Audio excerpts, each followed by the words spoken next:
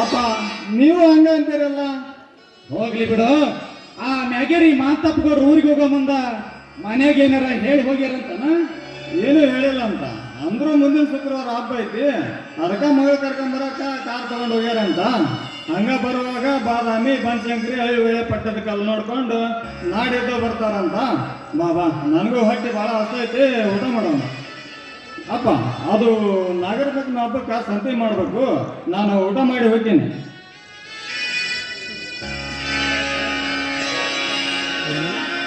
ನಾಗರ ಪಂಚಮಿ ಬರ್ತೀನಿ.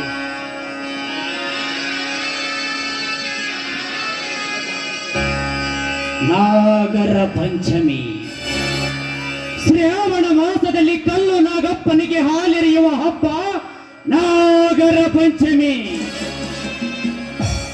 ಹಾಲು ಕುಡಿದು ವಿಷ ಕಾರುವ ಹಾವಿನ ಹೊತ್ತಕ್ಕೆ ಹಾಲಿನ ಮೆಳಗೆರೆಯುವ ಹೆಂಗಳೆಯರ ಹಿಕ್ಕಿನ ಹಬ್ಬ ಇದು ನಾಗರ ಪಂಚಮಿ.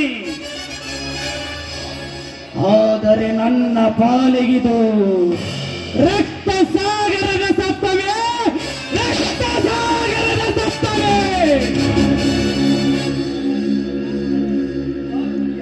ಮುಂಗಾರು ಮಳೆಯ ಸಿಂಚಲನದಲ್ಲಿ ಹಚ್ಚ ಹಸಿರಿನಿಂದ ಮಿಂಚುವ ಭೂರಮೆಗೆ ರಕ್ತ ಸಿಕ್ತ ಸೀರೆಯನ್ನುಡಿಸಿದ ಈ ಹಬ್ಬ ರಕ್ತ ಪಂಚಮಿ. ಹಿಗ್ಗಿನಿಂದ ಹಬ್ಬಕ್ಕೆ ಬಂದು ತವರಿನಲ್ಲಿ ನಕ್ಕು ನಲಿಯುತ್ತಿದ್ದ ನನ್ನ ಅಕ್ಕ ತಂಗಿಯರು ಹುತ್ತಕ್ಕೆ ಹಾಲೆರೆಯುವಾಗ ಹಾಲು ಕುಡಿದ ಬಳಿಕ ಹಾವು ತನ್ನ ವಿಷವನ್ನು ಕಾರಿ ನನ್ನ ಅಕ್ಕ ತಂಗಿಯರನ್ನು ಬಲಿ ತೆಗೆದುಕೊಂಡ ಈ ಹಬ್ಬ ವಿಷ ಪಂಚಮಿ.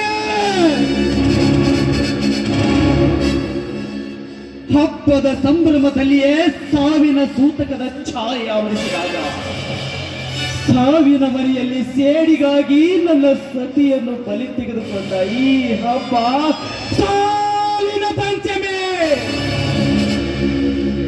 ಸಾಲು ಸಾಲು ಶವಗಳ ಮೆರವಣಿಗೆ ನಡೆದರು. ಕರುಣೆಯಿಲ್ಲದ ಕಟುಕರಂತೆ ನನ್ನೆತ್ತವರನ್ನು ಕತ್ತರಿಸಿ ಸಿರಿ ಸಂಪತ್ತನ್ನೆಲ್ಲ ದೋಚಿಕೊಂಡು ಹೋದ ಈ ಹಬ್ಬ ಸೇಡಿನ ಪಂಚಮಿ. ನಂದ ಗೋಕುಲದಂತಿದ್ದ ರಾಯದುರ್ಗದ ದೇಶಿಗಿತ್ತಿ ದೇಸಾಯಿಯವರ ಮನೆತನ ಮುರಿದು ಬಿದ್ದಿದ್ದು ಇದೇ ಹಬ್ಬ.